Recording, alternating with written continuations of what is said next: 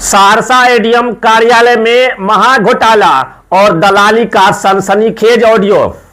ADM कार्यालय में दलाली, मंत्री और अफसरशाही पर गंभीर आरोप। महागठबंधन का हमला। बिहार में सुशासन और भ्रष्टाचार पर जीरो टॉलरेंस के दावे की धज्जियां उड़ाती एक बेहद सनसनीखेज खबर सहरसा से सामने आ रही है। सहरसा के एडीएम कार्यालय को भ्रष्टाचार की गंगोत्री बताते हुए महागठबंधन के नेताओं ने एक ऐसा ऑडियो जारी किया है जिससे प्रशासनिक और राजनीतिक गलियारों में हड़कंप मचा दिया है। आरोप है कि एडीएम निशांत कुमार के दफ्तर में अनूप पटेल नाम का एक दलाल सक्रिय है, जो जमीन विवाद के मुकदमों में सीधे तौर पर लाखों की डीलिंग कर रहा है। महागठबंधन के नेताओं द्वारा जारी इस कथित ऑडियो में अनूप पटेल नाम का व्यक्ति साफ तौर पर यह दावा कर रहा है कि एडीएम साहब उसके साधु है और उसकी मर्जी के बिना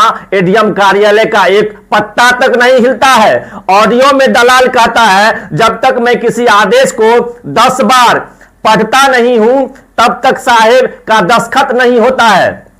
इतना ही नहीं, ऑडियो में हकपारा की करीब 7 बीघा की जमीनें, कीमती जमीनें जिसकी कीमत करोड़ों में है, को लेकर गुंजन सिंह नाम के एक व्यक्ति से सुपर डुपर आदेश करवाने और कार्यालय कर्मियों के लिए 10,000 रुपए मिठाई के नाम पर मांगने की बात भी सामने आई है। दलाल यह भी कहता है, सुना जा रहा है कि अकेले खाने की आदत नहीं है, अकेले हमसे नहीं होगा, मेरा माथा हैंग कर जाएगा।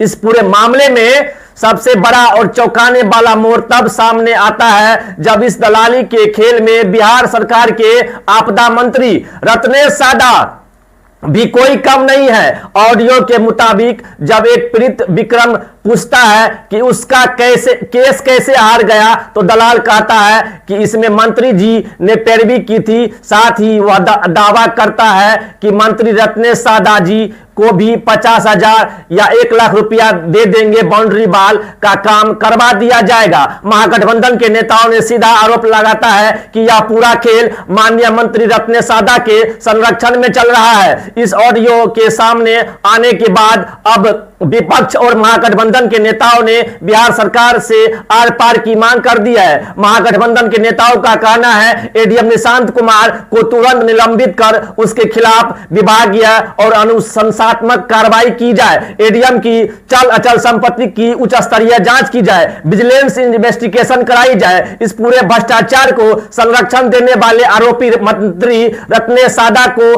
मंत्रिमंडल से तुरंत बर्खास्त किया जाए। अब सवाल यह उठता है कि क्या सम्राट चौधरी के जीरो टॉलरेंस का कानून इन बड़े अफसरों पर और दलालों पर चलेगा? क्या सहरसा की गरीब जनता को न्याय मिलेगा या फिर इसी तरह फाइलों पर चंद रुपए और दलालों की कलम से फैसले बदलते रहेंगे? तब तक के लिए नमस्कार, जय हिंद।